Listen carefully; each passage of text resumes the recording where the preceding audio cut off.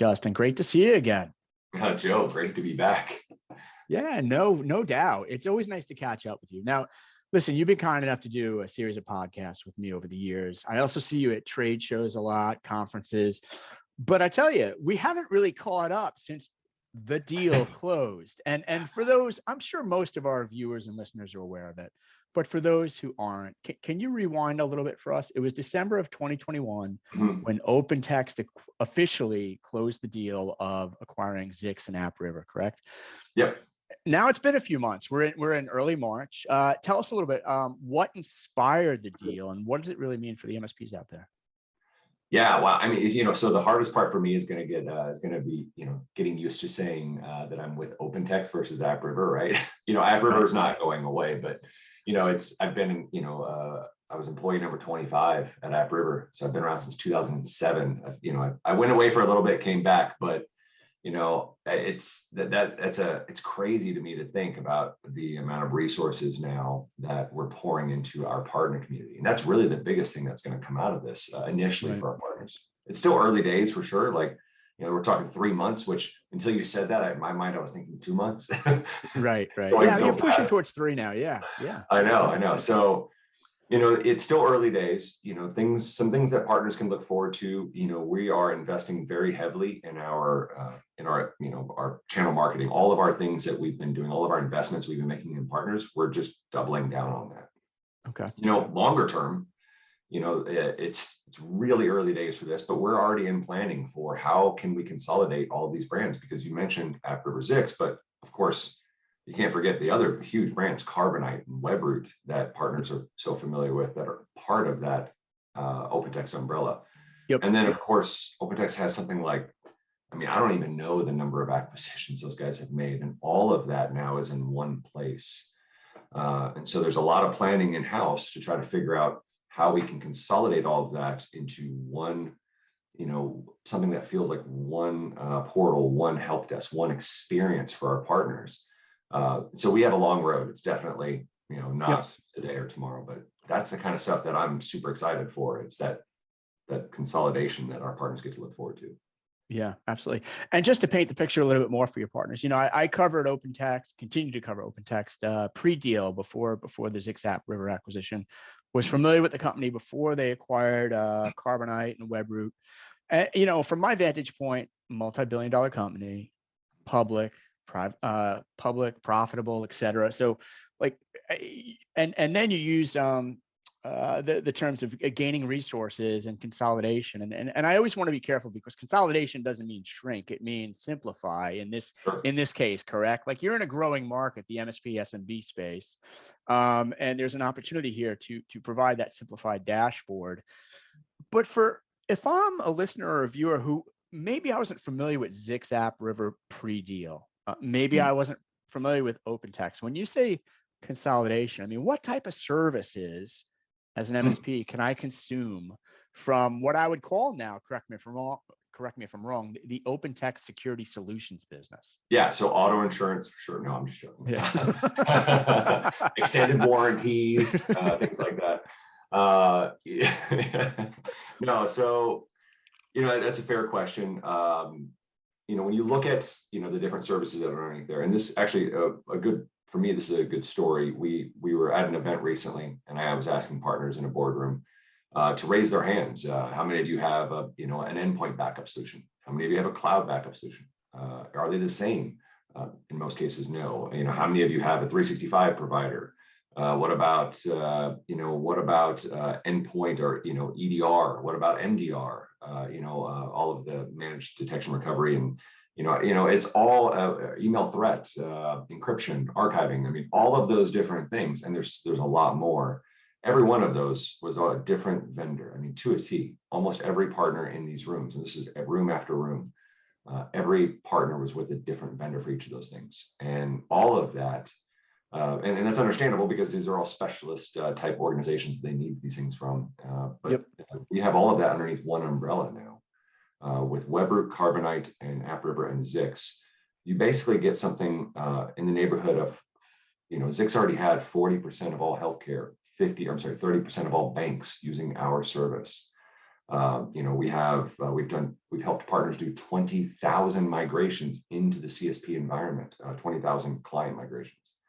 And we have millions upon millions of mailboxes we already protect. And now you fold into that the Webroot and the Carbonite layering around that. So partners get a pretty comprehensive, detection, remediation, response, resiliency type story wrapped around the productivity suite. Got it. Yeah. And it's funny when I was preparing for this podcast, but also covering the deal with OpenText, the acquisition. Mm-hmm. Yeah, I thought about two things that are front of mind for MSPs.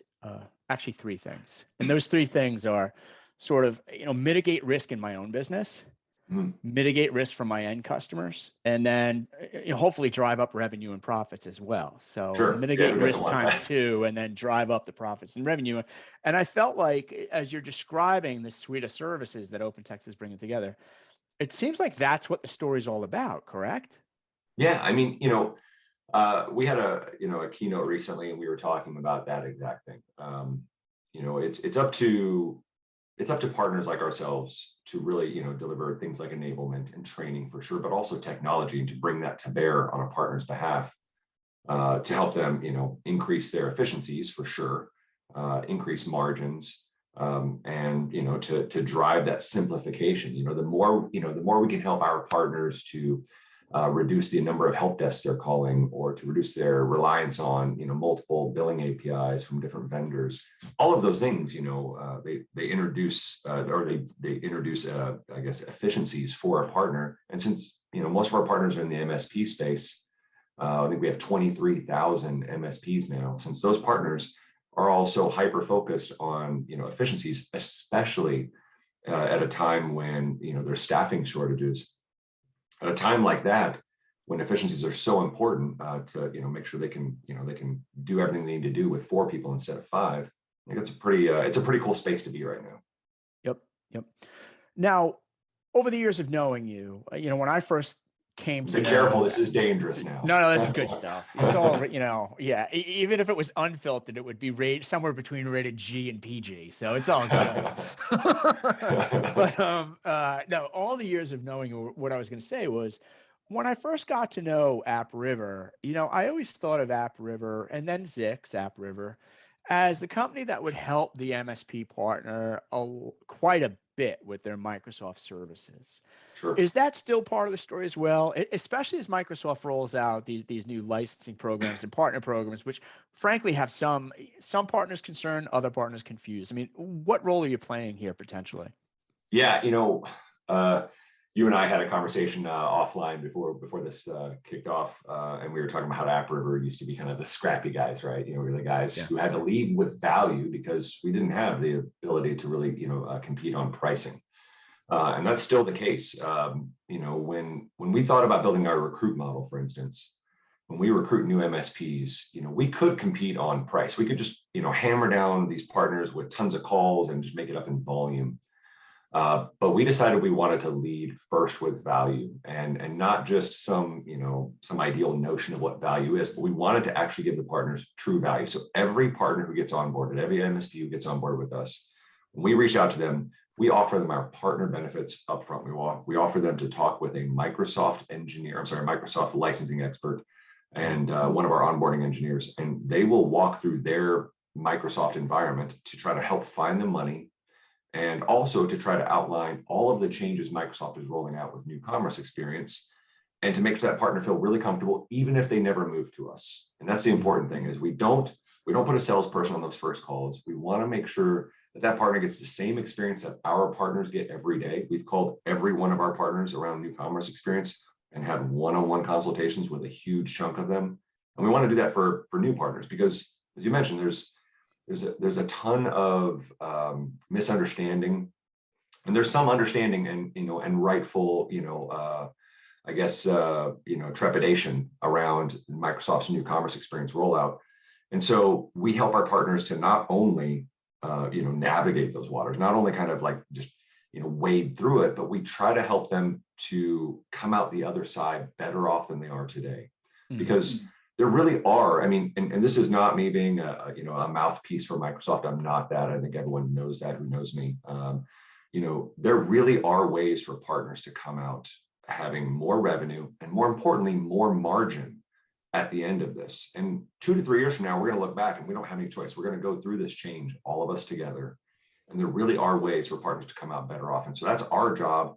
It's not just ours, it's every CSP vendor. It's our job to help our partners through that. And so I would say that we're still doing that. We're leading the charge with making sure our partners understand how to kind of navigate all the administrative changes and really kind of take our knowledge of what other partners are doing and feeding that back into the partner community so they can come out on top.